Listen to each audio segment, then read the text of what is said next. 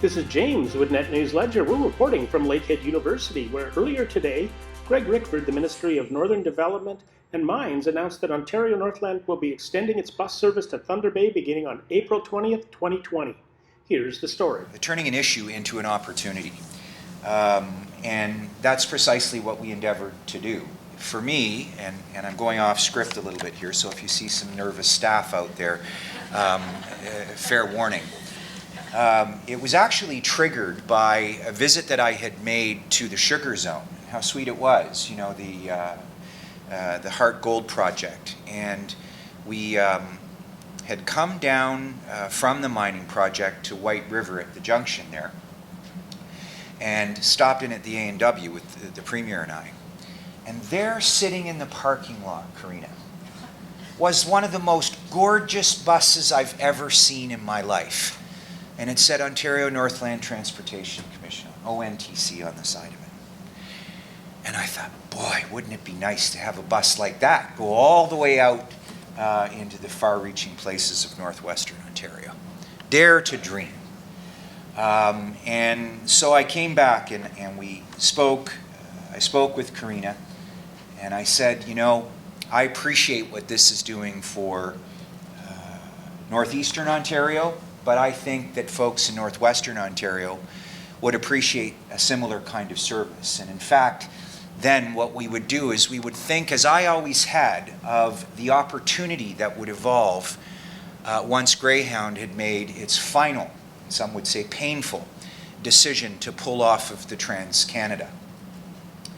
A number of years ago, I took the Greyhound bus for various reasons. I often flew from Ottawa to Winnipeg and would take the 10:15 bus in. It ran twice a day, and then it went down to one. And by then, frankly, most northwestern Ontarians were simply not using the bus service. The bus was full because it was a pan-Canadian route and booked far enough in advance. There were people in droves coming from particularly Alberta, heading back home, and there were no seats available for passengers commuting from different parts of the country. But most importantly, university students and seniors who weren't driving or don't drive the long distances but had to get to Winnipeg or had to get to Thunder Bay. And I know that in Thunder Bay it's the same heading east. So this project came from a very boots on the ground level, a sensibility that by the time Greyhound had pulled off, and in the absence, if you will, of a bus transportation route, I would work with ONTC under my ministry to start an expansion process for this bus service. And think about it as a corridor of opportunity for people across Northern Ontario and from parts of far-reaching Eastern Ontario to get across our vast and beautiful region. And in my hometown of Kenora, of course, the population doubles. It's actually a little bit more than that. There are tourists coming. There's an abundance of opportunity for people to be moved around the region, not just by car, not just by truck, not just by air, but also by bus. So today I'm proud to be here to announce that the Ontario Northland will be extending its inter-community bus service from White River to Thunder Bay this April. Congratulations to the City of Thunder Bay.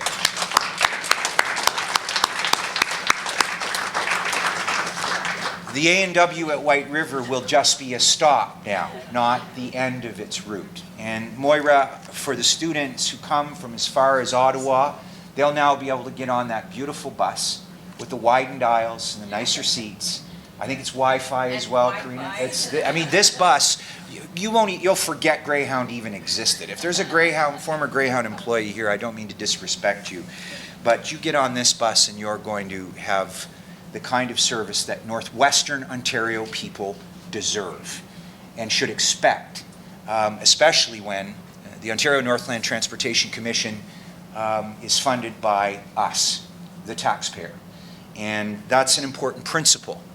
and as we endeavor to distribute more fairly the wealth and prosperity, or in stronger terms, the opportunity for the entire region to benefit from some of the resources that the Ontario taxpayer invests in these kinds of assets. I can say that Karina and her extraordinary team have put the pencil to paper and made this work. We believe that connecting people across all of Northern Ontario is a key pillar of our government's plan to build Ontario together. We're focused on identifying options that will help us build a modern and sustainable transportation system that serves people across the entire North. Are people tracking the trajectory of my speech today? I'm just delighted that ONTC has made this commitment, and it's a testament to our government's commitment to make sure that Northwestern Ontario is read into the sensibilities of a transportation network, a bus system, intercommunity bus system that works for us all. I can tell you, and I'd ask my friends from the media here in Northwestern Ontario to contain your enthusiasm for the story that we hope moves beyond today. We see Thunder Bay as a pivotal city that has the opportunity to do two things. To one, move beyond its borders, and hopefully in the not too distant future to share in this kind of announcement in other parts of Northwestern Ontario, but to also send a clear message to our private partners that we see an extraordinary opportunity to develop a main bus line that will then complement and enhance the business opportunity of private operators to move out into smaller communities that have high potential bus passenger volume, and make Northwestern Ontario, as it is in Northeastern Ontario currently, a place that you can truly get around in by bus should you so choose. I'm looking forward to the opportunity of showcasing this magnificent asset. Somebody told me that one of the buses is actually here in town, and I thought that if the weather was just a little bit better, we could have had the announcement right in front of it. It's a beautiful bus. It's coming to Thunder Bay. It's bringing students from as far away as Ottawa, Moira. It will bring tourists who choose to take bus as an option to this amazing city, and hopefully in the not too distant future beyond. So ladies and gentlemen, once again, we're here in Thunder Bay to successfully state our case that Northwestern Ontario is in play, that we will belong to an extraordinary intercommunity bus service, and I want to thank ONTC for the work that they've done and for working hard with me and our government to make today and tomorrow a successful endeavor. Ladies and gentlemen, my name is Greg Rickford. I'm the Member of Provincial Parliament for Kenora-Rainy River. It's a privilege and an honor to serve my constituents, and as a big fan of this amazing city we call Thunder Bay, to serve you too. Thank you for this opportunity.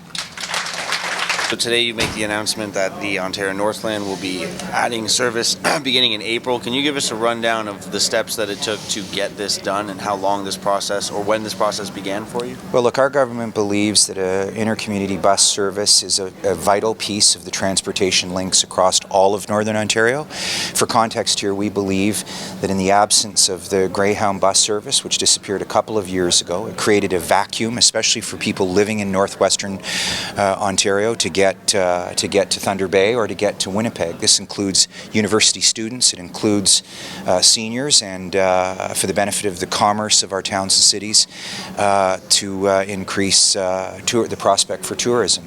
So we heard our constituents loud and clear, and I called on ONTC a little over a year and a half ago to start taking a look at the prospect for expansion into Northwestern Ontario. I firmly believe that this was a taxpayer-funded bus service, and that if it was going to be called Ontario Northland, it should serve Ontario North in the fullest extent of the word. So that's why it's coming west, and to the credit of the team at ONTC and under Karina's leadership, they heard us loud and clear. They were equally committed to this opportunity, and we couldn't be happier for today's news. Will you be working to bring it into Kenora?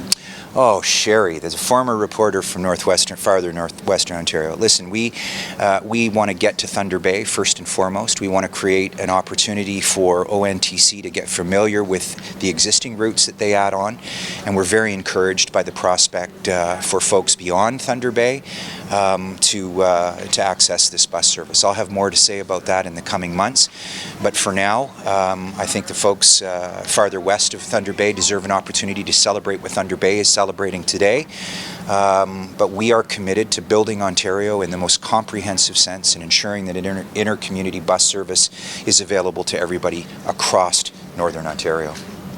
You've got private business, Yep. Casper Transportation, that's been providing service. Yep. How does this affect their business, and how is this going to connect with Ontario Northland? We've been working with Casper, and we're very hopeful, as Karina said, that this will be a complementary service and fully integrated, that we will create an opportunity to work with services like Casper. They do a great job of moving into towns and cities that are off some of the more major highways. And I've committed to Casper and any other bus service that runs to places like Sioux Lookout, like Red Lake, and points before Thunder Bay, that we could partner and integrate a bus service that could get people from farther reaching towns, especially to the main route that ONTC has contemplated from White River to Thunder Bay for now. If you found this video helpful, hit that subscribe button, hit that like button, share this video, and keep up to date on what's going on.